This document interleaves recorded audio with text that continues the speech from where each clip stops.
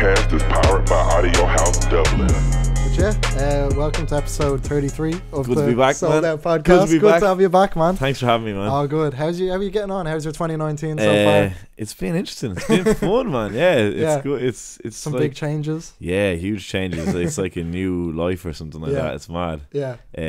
Because 2018 was cool. Start of it was fairly boring, and then it started heating up towards the end of the music shit, and then 2019 has been mad so far. Yeah.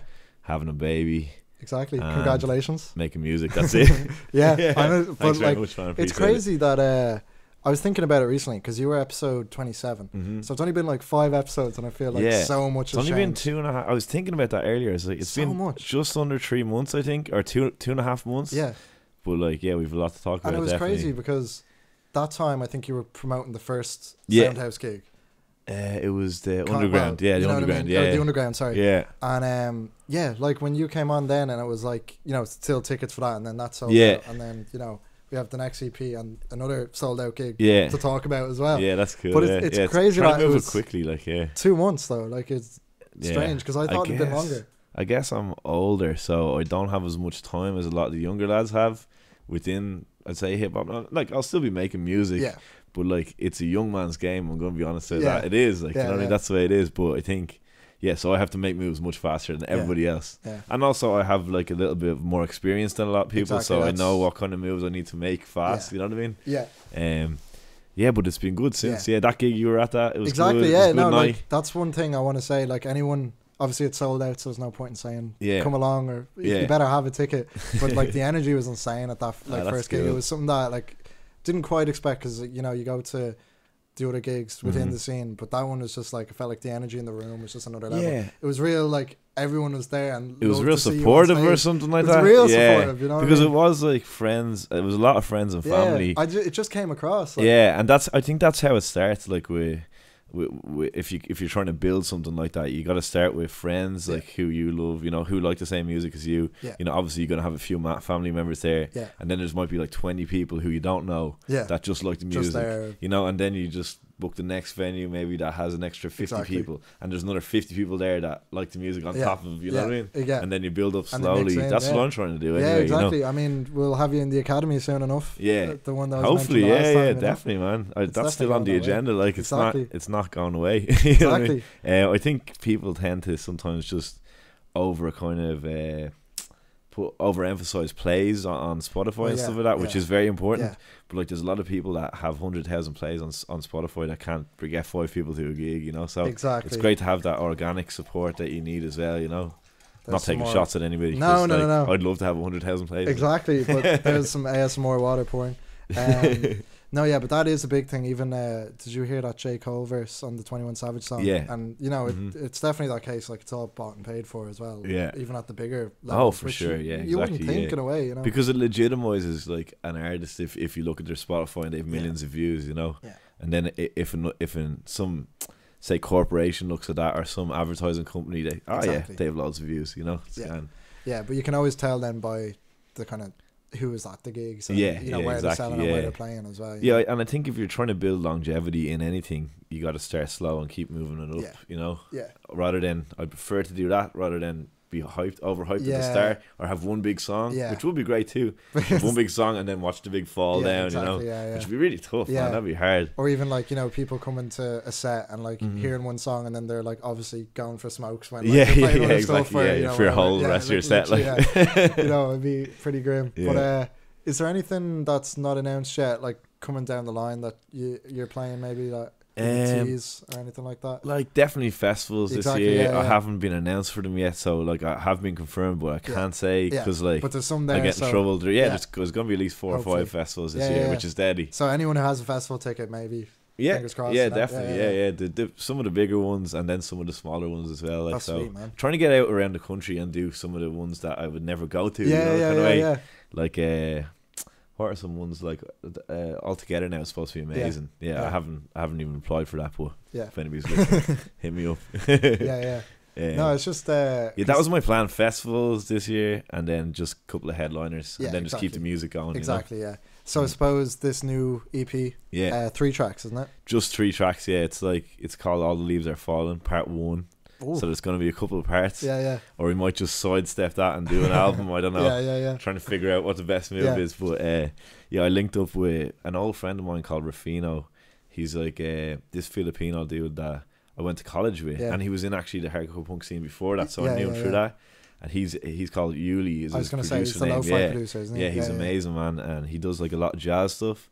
So he's in a group called Inner Space with Fiaker Kinder, a guy who used to play drums for Hosier, and then another guy called Adam Garrett, who's like a savage jazz keyboard player, and they just put together these songs, and I was like, I want those fucking songs. Exactly, let's do it. Like And then Molly Sterling came in to sing on it as well. And then Adam Shanahan, My Fault, did a lot of Bobby Basil stuff, so he came on board as well. So kind of like production. Kind of like just put a little team together like that, and it sounds fucking amazing. It's really, really good. When was all that taking place? Was that like over the Christmas then? Or? Yeah, kind of like Christmas time. January was the big month for a lot of that. Forgetting it. What is it now? Yeah, it's February. Yeah. I know, it's crazy. November, December, so we were writing them in November. Yeah. And then we got the YG gig in December, so they played that with me. Exactly, which was fucking nerve wracking. I'd say so. Talk me through. Man. I was talking to Adam Buckley, obviously, Arbu, about it, and he was just, I think it was at the district, like the New Year's Eve party, and he was just like, man, you're eating your lunch that day, and then eventually it comes to a point where you're in the green room, it's still quite quiet, and then you kind of take a peek out, and you're like, oh wait, you know what I mean? And he was late as well, so there was like, I think, it was a mad stormy day or something like that. Huh? Calling him out. Yeah. No. He was actually lovely. Yeah. But it was a stormy day or something like that. He was like 2 or 3 hours late. So so MCD and Olympia were kind of freaking out a bit. And they were like, we were going to have to push you back. Yeah. So the place was fucking rammed. I think there was like 1,300 people, like, and all lads from the country dressed in red just want to hear gangster rap. You know what I mean? Exactly. And I was like, here I am coming out playing some jazz rap shit. Like, they're going to fucking hate me so much. Yeah. And how did it go over? It went over grand, man. Yeah, I had to like, you have to keep them interested. Like, you have to say stuff, you know what I mean? So I was trying to get some YG chants going. Exactly. Because I think that's, as a support artist, you're supposed to just big up the other artists anyway, you know? But I was happy, man. Like, I was really happy with how it went. Like, nobody was booing me. Of course, people were vibing with it. They weren't fucking starting mosh pits or anything. No, but you don't really do that to my music anyway, so it's grand. Like, but, that's sweet. It was mostly for me. It was like, if I can do that, then any gig's gonna be grand. Exactly. Because like that was the most nerve wracking thing. Like Buck was saying, just looking out there. Yeah, and just seeing that crowd. Like, fuck. Yeah. Ugh. I think I never had a panic attack in my life before, but I think a week before that gig, I was lying in bed and my heart just started going. You're just thinking about it. I was just thinking about it, man, because every little anxiety that you have, like, my music's not the same style as his. They're gonna think I'm shit. I'm too old. All that stuff is gonna come back. Coming in. Yeah, exactly. But that was great. I think to go in those uncomfortable situations. And then come out on top in your own mind at least. So and now you're gonna be like 10 times stronger for if you have to do anything else. For festivals especially, because like that's not necessarily your crowd either. You know. And that's what I was actually saying that to my drummer. I was like, here, it's not really my crowd. And he was like, everybody should be your crowd. You know what I mean? That's the mentality to have, So that's cool. No, that is sweet. It was fun though. Yeah. And he was really sound as well. The which? He was really sound. Yeah, I was going to say, like, I think, I can't remember what Adam said you were talking about, but it was something to do with, like, Germany. Yeah, like, we just walked into the room because there's a queue of people waiting for a meet and greet. Oh, okay. Like, they pay extra, like, 100 quid or something like that. To go meet them, And the amount of people that you wouldn't believe it is like at least 30 people that had paid that. That's like $3,000. And he probably made it in 40 minutes, like half an hour maybe. That's mad. Quick, get in, picture. Security's next guy, next. Like, that's it's mad. gas. But we just strolled in and he was like, what y'all know about Nazi Germany or something like that? And he was like, what y'all know about Hitler? I think he'd just been in Germany. And he kept saying that over and over again. And then I didn't think what to say. I was like, he's dead, bro. That's what he said. And he's just like, what, for real? But he was, and then we just started talking about, I think I was telling him about after World War II, all the Germans went to South America, a lot of them. And there's little villages in South America and so in Brazil and Argentina and shit that are like German speaking still. I don't know if they're German speaking, but German last names and stuff crazy, still. And then Bucko started telling him about like how the Nazis were trying to drill into the world in like the Arctic and stuff like that. I don't know. He was interested in it anyway. Until the security came back in like after about 10 minutes and were like, hey guys, get the fuck out. Really, yeah. Like the main security guy was a fucking badass. I'd say so. He's just paid to be a dick, man, I'd say they're rolling with some serious boys he has as well. To be, like, That's you'd have to be, man. Yeah. Because you imagine the fucking Aegis that come up to him on a regular basis, exactly, trying to take pictures and stuff. Yeah. Even worse, like, I mean, saw Soulja Boy was still making fun of, you know, like Famous Dex. I think he was like crowd surfing or something. Like someone like took his chain. No so, way. You know what I mean? Jesus. So like, yeah, you know, same thing that happened like XXX and Tentacion and stuff. They're just running up for his car. Did that happen to him? Oh, well, he got shot. Yeah. You know, they're just after a bag or something. You know what I mean? Like, was that all that was over? I think so. Just trying to rob him. I think so. He was driving around like a BMW i8 or something. That's fucking crazy. I'm fairly sure they just yacked him. I don't even know if they knew. And did he have security with him? I don't know. I recently saw, actually, it was the creepiest thing ever. It was on Twitter, and it was someone screenshotted. It was like the exact frame he made eye contact with his murderer. Oh, because it's like he's so like rough. In a shop, or something like that, and I guess they followed him or something. Right. Okay. So weird, like. That's so sad, man, because he was so talented. Like, I know he did a lot of fucked up shit himself, but like I actually only started listening to him recently, and man, he's got some really good songs. It's super diverse, like it's crazy. He's got like. Yeah, and especially those, like, you can probably appreciate there's like hardcore elements and stuff like with like I don't know if you've like some of them have like proper screamo and shit, and like and then some of them are just like really emotional rap bangers, and then some of them are just like trap songs. And stuff. It's really cool. He was definitely an artist, like for sure. Exactly. Yeah.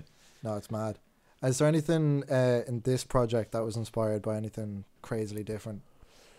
Trying to think. Like, so there's 3 songs on this new record. The first song is the one you've heard already, Just My Luck. That's the single that's dropping in 2 weeks or a week and a half. So Friday week. Well, probably like 2 days from when 2 days from now. Yeah, Just exactly. My Luck. Check it out. Yeah.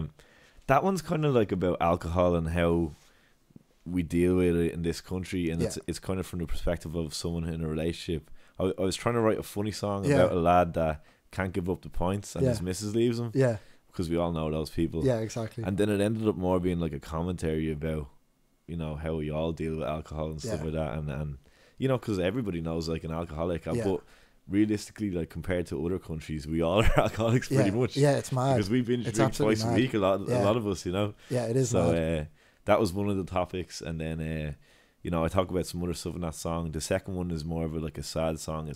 It's called All the Leaves Are Falling. It's about like suicide. Yeah. It's kind of about moving home from like having emigrated, say, to England or something like that, and moving home for your mate's funeral. Not moving home, but visiting home for the funeral of a friend who's just killed himself, a childhood friend. Yeah. So it's like, it's very somber, but you know, it's kind of like a, you know, it's cathartic to write these things. Yeah, exactly. But it's like, it's more of a commentary on emigration and the way things are, mental health, all that stuff at the moment. But you know, these are like things that aren't necessarily from my perspective, but they all are. I've seen all these things. 100%. I've been at those funerals of friends and stuff like that. You know, so it's just good to get that or out. Something very similar. Yeah. So, like when I was listening to that track, I mean that's really true. I mean it's crazy, like the way I think you were talking about it previously. It was like you demonize some drugs and not others, and it's something you talk about on Substance and stuff like that as well. Yeah, you know? Alcohol is mad. Yeah, it's like, it's a mad one. But it's if you compare that to weed, like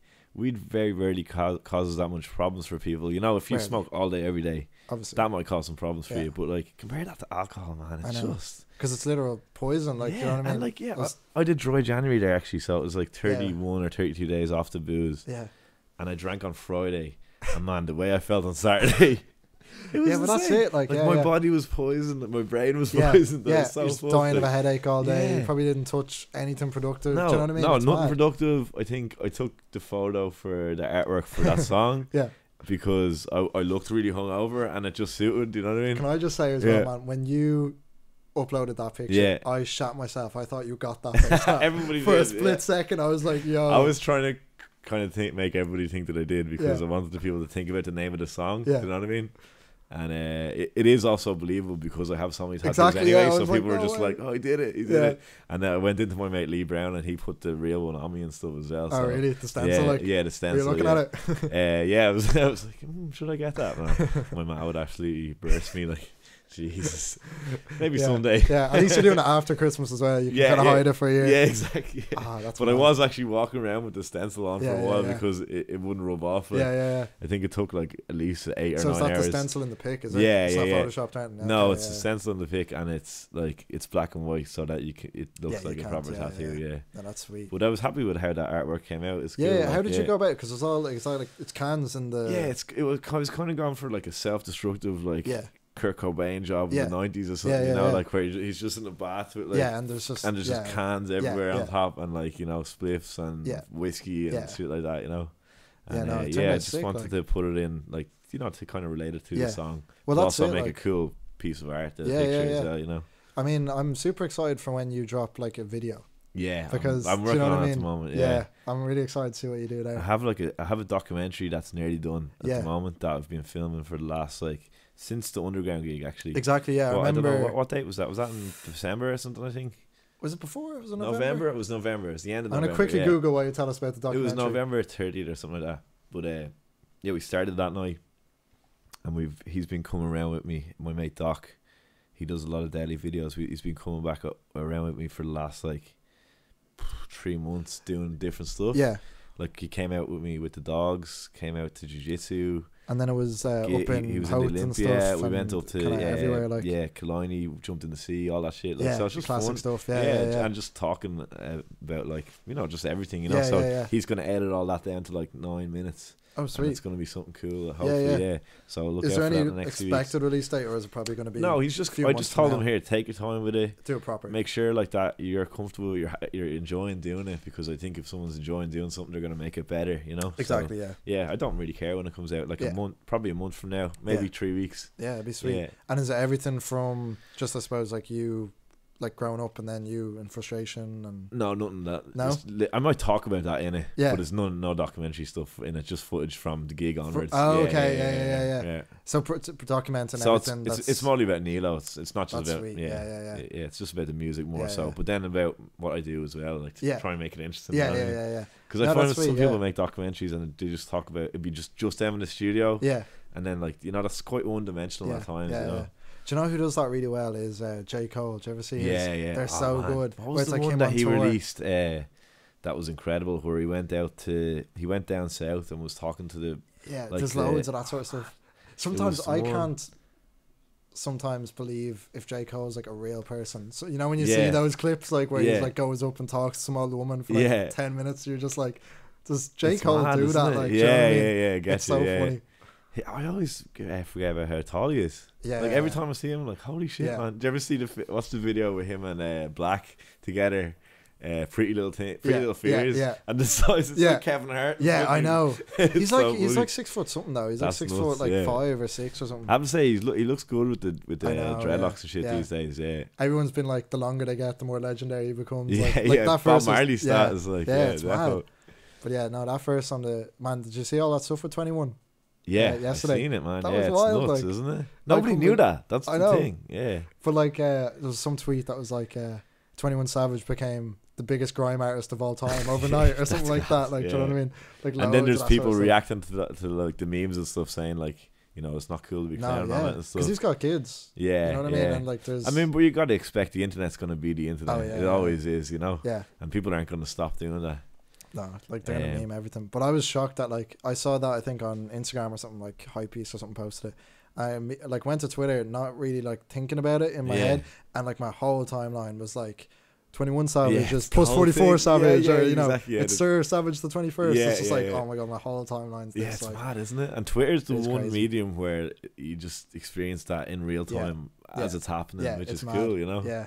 It's cool, but it can get too much sometimes. You're like, here, just stop with the fucking memes. I know. Like, but it's the same with, like, I suppose Instagram stories though are still a bit like kind of.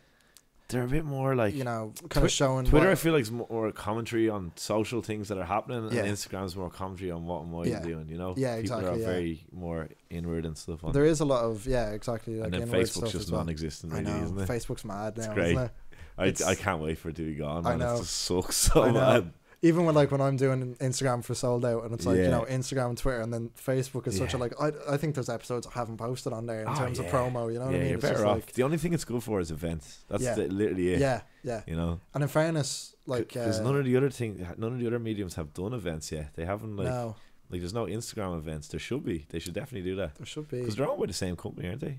Yeah. Or, well, WhatsApp, Instagram, Instagram Facebook. And Facebook, yeah. I mean, you would think something.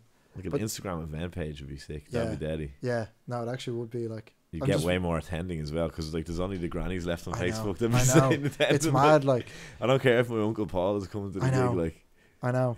Or you're clicking like interested when it's just like because it's there. I don't get you know what I mean? I don't get the difference. Like obviously going is I'm going. Yeah.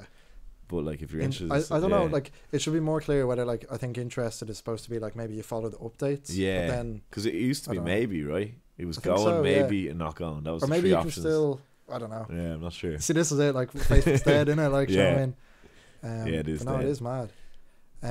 But I mean, so what's in terms of this EP? Is it like the same? Well, like obviously you're talking about the themes which are similar to the previous project, but in terms of making it, did you approach it anyway differently, or was it much the same? It's way more singy because it was more melodic, like the jazz rap stuff and all that the lads were making was like it just lent itself more to singing melodies. Like there is still verses on it, and the third song is all rapping, so there's no singing on that one. That's with God Knows from Russ and Ghana Family. Okay, He just hit me out out of nowhere, and he was like, "Here, let's do a song." And that's man, class. he's just a positive lad. He's just really cool. Yeah, so looking forward to having like he already sent me the verse. It's really good. And it's just a good song to finish off the. I wish the whole EP was longer, but these 3 songs are just ready to go now. Exactly. So I was like, strike while the iron's hot, you know. So musically, it's more. Yeah, it's jazz hip hop music, really. You know? And then with a Dublin slant on it. Yeah, of course. Which is something I don't think that anybody has really done yet. You know? Yeah, no, like can you think of anybody that's really done jazz rap like No Name style in Dublin? Nah, I mean not that. No. Like I guess Kojak has influences of that. There's a bit of jazz, I mean, and then you kind of have like a King Cavan who goes all the way with it, and it's super like he's great actually. His new song, that new Miracle is class. It's class. That's like a cover of an old song, isn't it? Coco something or other. I remember it coming out back in the day. Yeah. Gas. And I liked Coca-Cola Sky. His one before that is incredible. That's man. one that. That's a great tune. I often have that. Like just that's real late night. But it is. Yeah, it's nice amazing, and chill. And the lyrics are really good as well. Yeah. I love anything with like the because what they do great is obviously the live instruments, and it's something that I really enjoyed when I keep saying the Soundhouse, the Underground. Just the live drums and everything makes it. I know like he came in not for every song, but it just makes it so. It's going to be more at the next gig. We're going to try do 5 maybe with the band, and then do like 5 with DJ. So because I know he was saying like even like it's hard to play like hip hop. The one thing I didn't expect from because they sent me the beats before they were actual songs. So these were like Rafino had made these with bass, keyboard, and he programmed the drums. So I wrote to them, right? And then we recorded the songs with the band. And then I went to do the vocals, and I was like, the vocals are out of key. Like they can't fit properly because the completely different dynamic with a band than it is to a beat. It's really weird, man. Yeah. Even though they're the same vocals written to the same music. When a band played them, it was. And I felt at that gig that I couldn't sing them as well as I can now.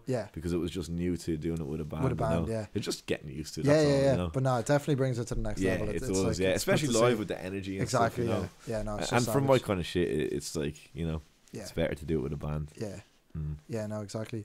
I mean, I suppose I wanted to kind of talk about as well, like when you're writing each song, like what's your process? Do you kind of just do a string of thought, or do you ever go into a track being like, I haven't talked about this yet, should I? I always kind of just do the stream of consciousness thing, because I think that feels the truest way to me to do it, but it's just the easiest way for me. Exactly, that's like I'd love to say that it's some kind of high and mighty thing, but it's actually I just go into the studio, I've played a piece of music, and I'll just the fucking first thing that comes into my head, as long as it's not crap, that's going down the page, and then the next line's coming, and I'll go back and edit it then after, but I might try soon to pick a topic, because I mean they still come together. Then each song is still very I suppose once you just don't want to like kind of pick it and kind of ham fist a topic. You don't. That's what you're trying to avoid. You're trying to avoid forcing yourself to do something, because then art has a weird way of saying, I don't want to do what you want me to do. Like it kind of just wants whatever comes out.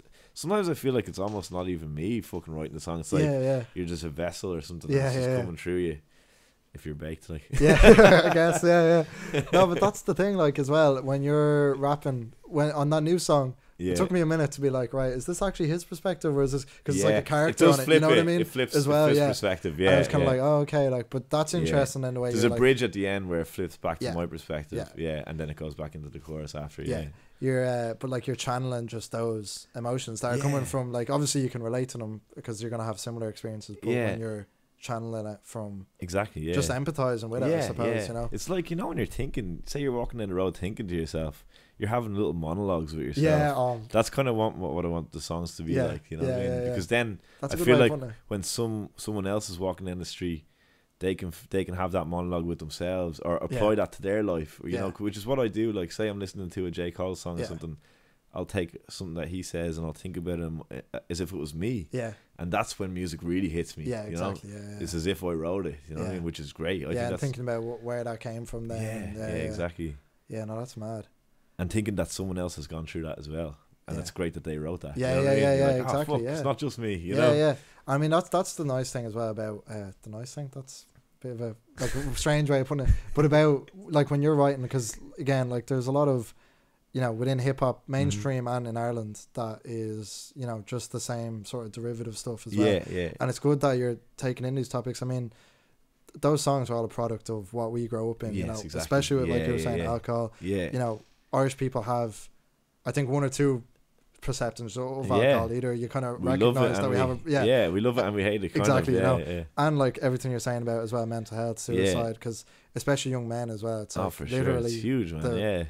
Leading killer as and well. And like, I wouldn't be writing about it if I didn't go through all that stuff. You know, like in the last few years, it's like that I'm writing about it because it's on my mind because I went through it. You know, and like I'm not writing about it because I'm like everybody needs to hear this. Yeah, it's just what's on my fucking mind. You know, yeah. And I think if I came out and started doing trap stuff and talking about money and stuff like that, it's not me. You know what I mean? And there's plenty of people that is them. Yeah, and that's cool. You know, I love listening to that. Yeah, same. You know, I love it. Like it's great, and there's an energy in that music that cannot be replicated in other music. Exactly. You know? But if I was to come out and do that, people would be laughing at me, man. Like, you know, it'd be a mad one. Like. Yeah, exactly. No, but even to be fair though, like I mean, just melody wise on the new track, it's definitely, I think, a lot poppier. You know what I mean? It's definitely for sure. Like, that one's the poppiest out of the three of them. Anyway, and that's why we were like, fuck it, we'd throw that one out first to see where it goes. You know, exactly. Like I'm not one to be saying like, oh, try get on the radio. Like the last stuff did get on like some radio shows, you know. But that is a song that I do think you could hear on the radio. 100%, not that I give a shit or not, but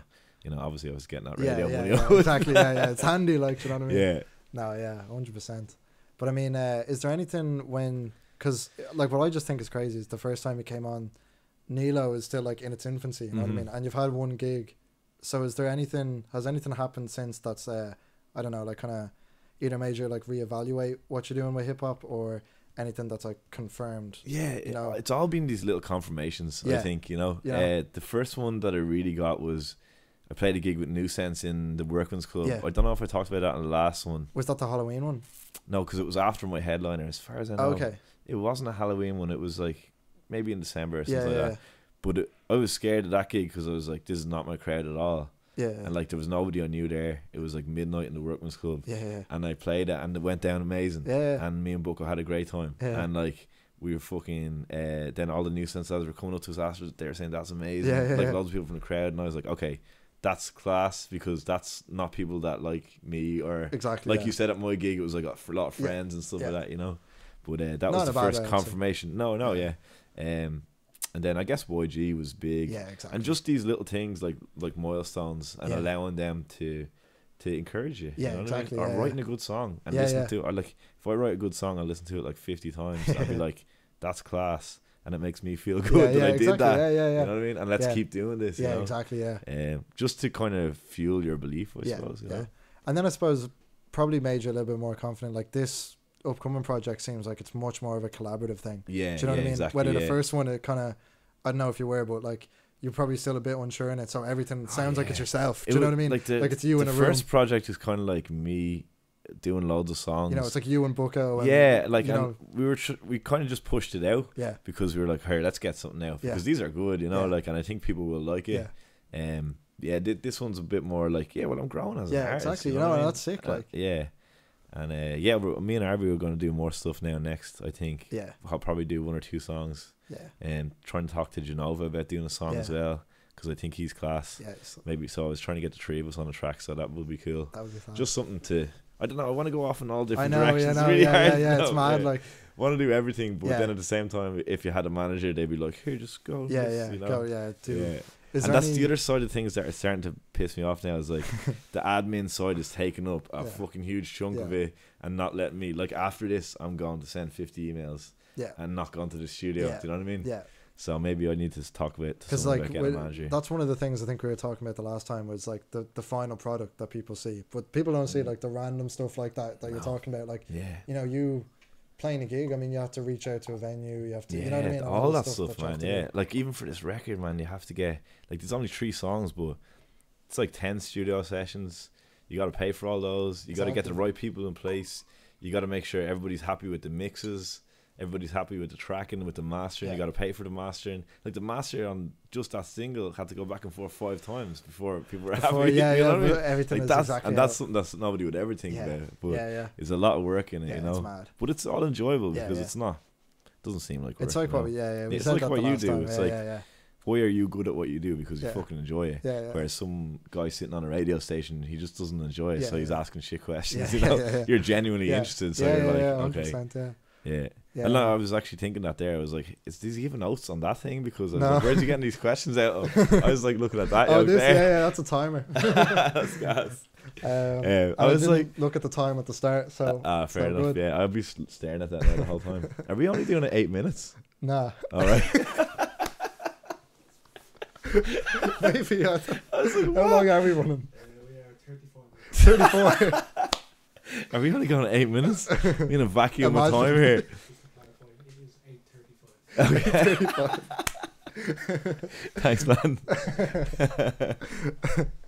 The land before time in here. Yeah, I'll stop. No, but I mean, everything is it's interesting doing the interviews because I do everything like kind of off the top, and I try to just immerse myself in the artist or in the person as much as I can, and just do you do that for a day, like before someone's coming in? Do you try to listen to their music and then like read? I mean, obviously stuff? It's going on all the time as well, so it's like I'm not like kind of just focused on one person for it. You know what I mean? It's always kind of just paying attention to what everyone's doing, and that's cool. And then it feeds into like an overall like you know, but this overall idea of everybody, what everybody's doing. But no, I'll definitely focus in then. If I know someone's coming in, I'll be like, that's actually really cool, man. Myself. And that's a good way of getting to know people better as well, and their art and them as a person as well. Like, that's cool. And there seems to be like other people doing good stuff as well, like the Mabfield podcast. Great. That was cool. Yeah, I really enjoyed that. I was and they're pretty knowledgeable about the stuff as well. Like, so and it's cool the way they're giving kind of constructive criticism as well, which is a big thing too. It's good because you don't get that in small scenes. You really don't, because everybody wants to be friends. You know. And like they're doing it in a good way. They're not like being mean about it. You know. And it's great to see every artist seems to have really embraced that. Like Marcus Woods, Nonzus, everyone was tweeting like being like, "Oh, this is like," even if they didn't give them a glowing review, they're like, "Oh no, I need that," you know. Exactly. And they recognize them. Like with October Year, like they had it in their top 10 records, like number 10 or whatever, and I was really thankful for that. And then like they were saying some stuff about the flows, and I was like, okay, I don't really mind that saying that. Where like I'd be weird with criticism sometimes, because art is just so precious to you know what I mean, and I'm a bit of a baby about the art and stuff, so I'd take that to heart, and I would never lash out at someone, of course, but inwardly I'd be like, fuck's sake, you know, and I would never want to change what I do because of what someone else said. You don't want to let it in. So it's important to know that, and they did say that it's opinion. Do you know what I mean? And it is like it's not fact. Like, exactly. And everything is subjective anyway. So, but I'm glad someone's doing that, because 100%. The way I like to take it with the mag is just kind of promote everything, you know. And exactly. let people decide for themselves. And that'd be my preferred way of doing it. But it's important to have people that critique stuff as well. Exactly. No, I do like what they're doing there. Because like Anthony Fantano critiques the shit out of stuff. Like he rips stuff apart sometimes. I know. More bigger artists. Like it was crazy the way Kojak and Pat Lagoon and all got the. And Pat Lagoon actually got a better review, way better review than Kojak did. Yeah, it's mad. Which is mad.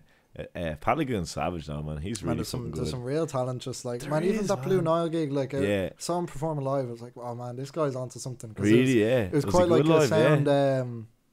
I don't know. I hadn't like it's crazy the way Ireland's so small, and yet we have all these sounds, because it was quite. I don't know who he reminds me of, but the kind of auto tune, half singing, half rap is like. I hadn't heard someone in Ireland doing that yet, and I'm like, oh, this guy's actually killing it. And did he have auto-tune on his vocals live? Could you hear? Oh, it came through. It was so sick. Yeah, and he was able to like manipulate it live, and do that kind of. Because a lot of the time you see that some of the artists that use auto-tune and they don't have it live, or else they just have the track in the background and they're kind of going over it. Yeah, I think it'd be deadly if you seen them doing that. Yeah, he seemed to have some sort of That's really cool. It was so sick, like because I know there is those vocal manipulation like pedals and stuff you can get to do it live, so.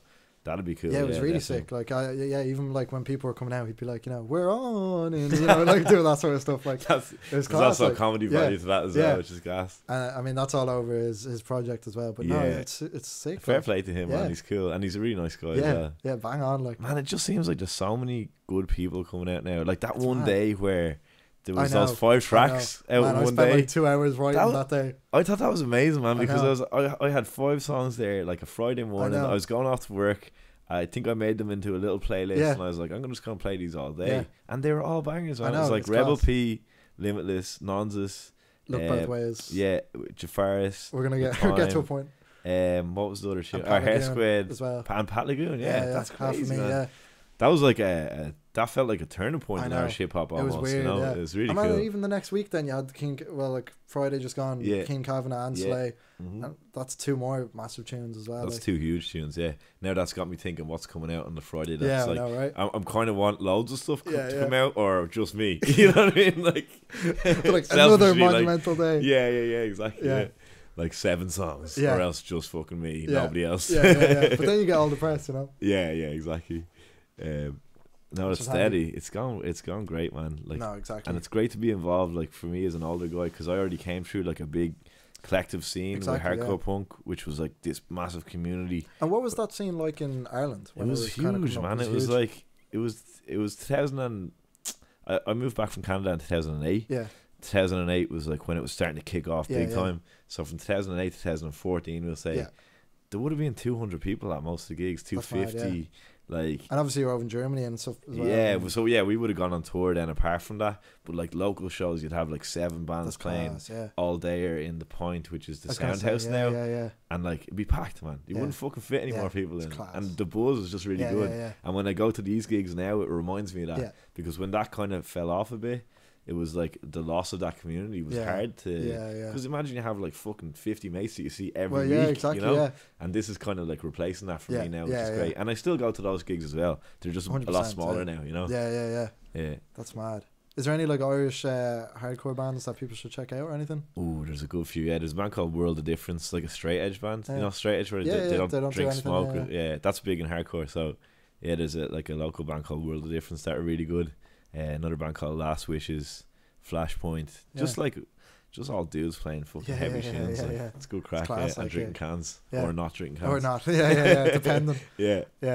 Steady. But it is mad, and like that's one of the things as well. Like when I was saying the energy at your gig, like when we go to, we've seen each other at a good few gigs. It's always the same people there, and it's always really. I like that. It's so nice. You know what I mean? Yeah, it's like that. That is what the community aspect is. Exactly. It's so nice. That I really felt that Burner Records night in the. Yeah, it was savage. Where it was Burner Shaw. Yeah. That was just a fun fucking night. I'd love to do if I'm doing an Issue 3 launch event. I think Burner Shaw is because it was just so nice. It's cool because it's like the sound isn't amazing, but like it's just so close together that it is just like a little vibe with everybody, you know. And there is so many other people in the whole venue, but they're kind of just on the outside. I know, it's mad. And the smoking area is nice as well. That's like it's perfect, but you have the people that really want to see the gig are the ones that shove up the front, which and is there's a nice little space, like you can still hear each other, even and stuff like. Yeah, exactly. It's not bursting the ears off you.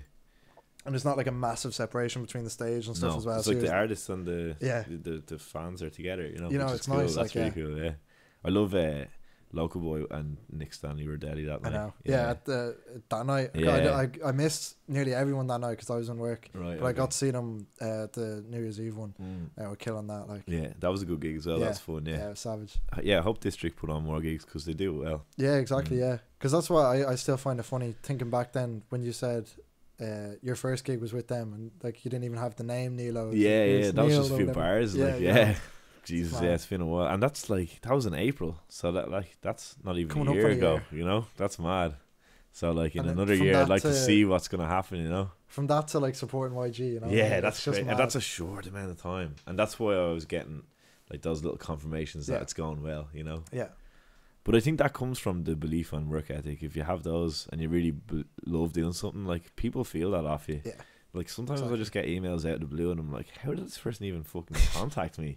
You know? Yeah. Like they must have fucking, I don't know, heard from someone. I don't know. Yeah. Which is cool, you know? Yeah. Have you had any like funny little stories of like someone saying something to you? I don't know. I'm sure I do. Like, I can't think of anything like that. That one where God Knows hit me up out of nowhere. That was really cool. Because I was like, I listened to him before I really got into the Irish hip hop scene. You know, like Russ and Ghana, where they won the Choice Music Prize and shit. I think it was the Choice Music Prize. But because I remember a load of mates of mine were in a band called Overhead the Albatross, who's like a post rock band.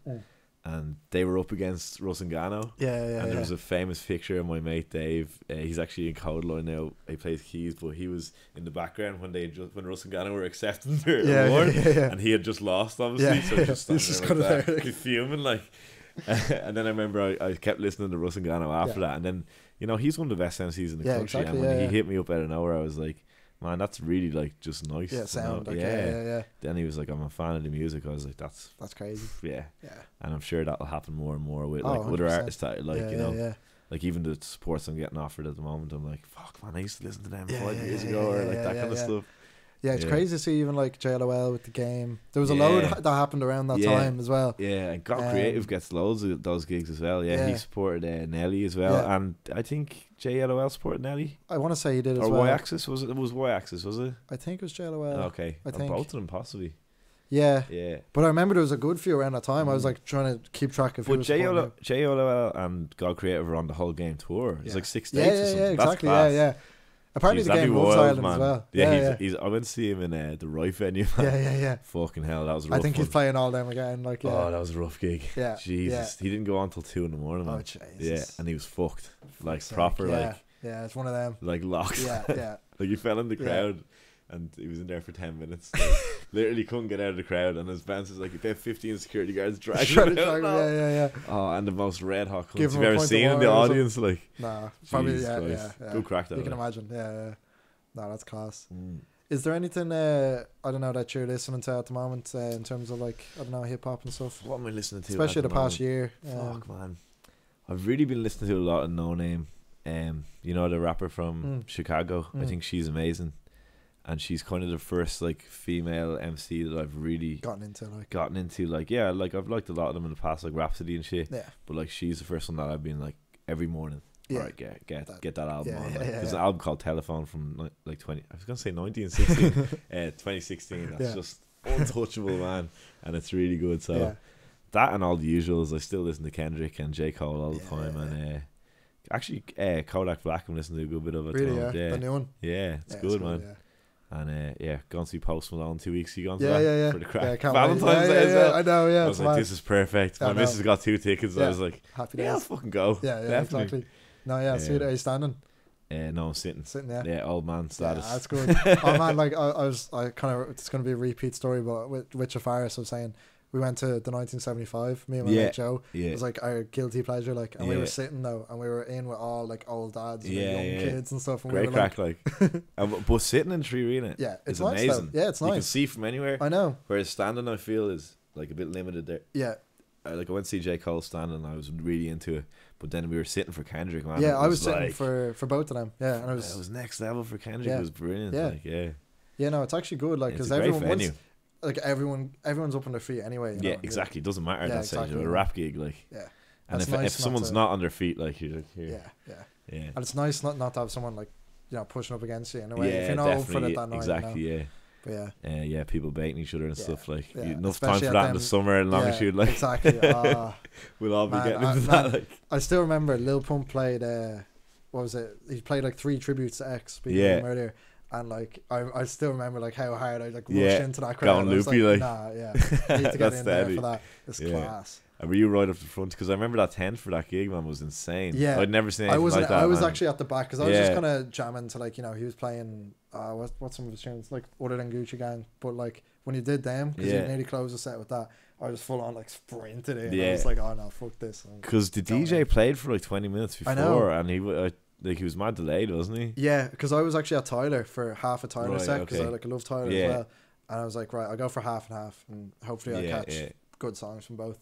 And I went over and Lil Pump wasn't even out on stage yet. Like, Really? I was at Tyler for half an hour or something. And they That's were like mad, at the isn't same it? time. Is it, like, and did he only play for a shorter time then because he was like? That was one thing I was laughing at is he came out and played like 6 bangers and later on and like then just 2 left. minutes each and then left. That's it. And it was actually good though. Easy money, like you're like, fucking alright. easy. And then I think like he went off stage. I think the DJ still played like 3 songs or something. That's mad. Like they were still playing, you know, like some Lamborghini High or The something. hits, Like it's classic. That's another album actually. Earl Sweatshirt's new album. That's really good. I haven't gotten into that yet. Actually, it's good. Yeah, that's really good. Yeah, it's really different to like anything that's ever been put out. He always kind of changes up a good bit. The samples on it are just like next level, and his lyricism is just amazing as well. Yeah. The general vibe of the album is just dark and like introspective and really good. You know, I'd say you'd like it. Yeah, no. And the last Tyler album is really good as well. That is it. Flower Boy. Yeah, Flower Boy. Yeah, that's really good.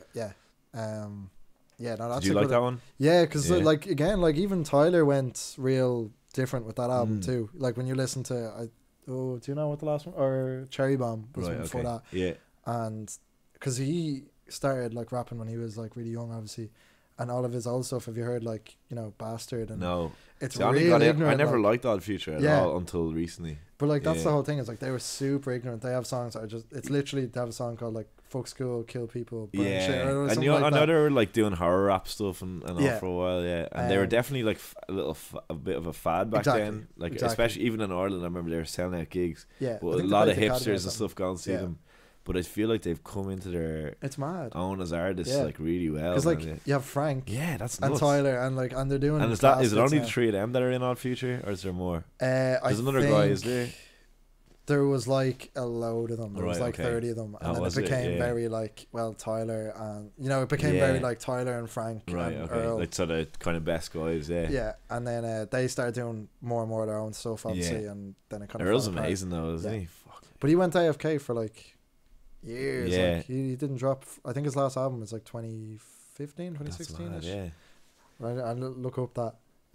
I Don't Go Outside. Yeah, that's a great album as well, man. Yeah, because that's really like the last time I listened to him. I just for some reason I think I was waiting so long for. It was 2015. Get that some rap songs. It's fucking brilliant, man. I was waiting for it so long that I don't know what must have came out around that time. But I'd say loads of shit.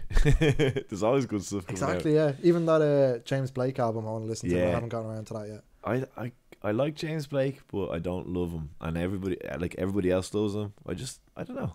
He's a good singer. Yeah, he's really creative. He's a deadly artist, and he has deadly features. Yeah, yes. Like the one with Andre 3000 is amazing, and the one with Metro Boomin and Travis Scott is really good. But it just doesn't hit me. Yeah. And it's weird because I like really the kind of sad stuff like that. Yeah. I don't know. Don't know what it is. Yeah. Yeah. Did you watch any, I don't know. Recently I'm going to do this with people. Just any like weird, like what's the last thing you watched on Netflix? What's like a weird YouTube series or something? Last night I was watching that Ted Bundy, the new Ted Bundy documentary. Have you watched that? Yeah, I haven't been able Bro. Did you finish it? No. Is it good at the end? I'm only on episode 3. You're nearly there then. Yeah. You've seen is it only 5 episodes, is it? 4, I think. 4, so you're about to cool. the whole last one, I mean, it's history, so like I had some people being like, don't spoil it. Yeah, it's like, no, fuck it, yeah. You know what I mean? But now when you see the whole last little bit, it's super interesting. Really? Savage. Yeah, because after he gets back from escaping from prison the second time, it's grand. I was like, it's not going to be interesting anymore because he's not escaping, but it gets better, does it? Does it? Yeah. Okay, cool. I mean, the weird thing is, obviously, you start kind of being a bit like, I don't know, you almost start rooting for him a little bit or something as well because you're getting entertained. What's the crack, man?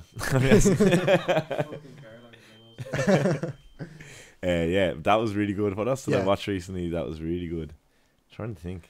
Did you watch the Fire Festival? The two of them are like what everyone's talking about. That is fucking brilliant, man. It was so funny. I know. Like I couldn't believe it. It was one of those things that was on the like homepage, and I just didn't, for some reason I just didn't want to commit to watching it. And then as soon as I started watching it, I was like, oh. Because there's two, right? There's one on HBO, but the Netflix one is way better, right? I think the Hulu one is supposed to be better. Oh really? Apparently, which there's is the one that's on Netflix? See, I think the two. Basically, I heard someone. I think it was like Charlemagne on their podcast saying there's more of Ja Rule and stuff in the other one. Oh, in the other one, not the Netflix one, I think. All right, so that could be interesting, kind of. Yeah, might catch that one as well. That's what I might as well. The Netflix one was so funny, man. I know. Your man Billy is some operator, isn't he? I know, and he had to come out and be like, I don't want to be named Blowjob King or whatever that anymore. Guy, literally. That poor chap, man. I know. I mean, he wasn't in the right either, but like he was kind of like manipulated a little bit. But these guys, like these master manipulators, are weird, man. You see them in a lot of music they're huge in. Exactly. And they always want to be the next fucking Richard Branson or some shit, and they don't have a talent except for just monetize and stuff.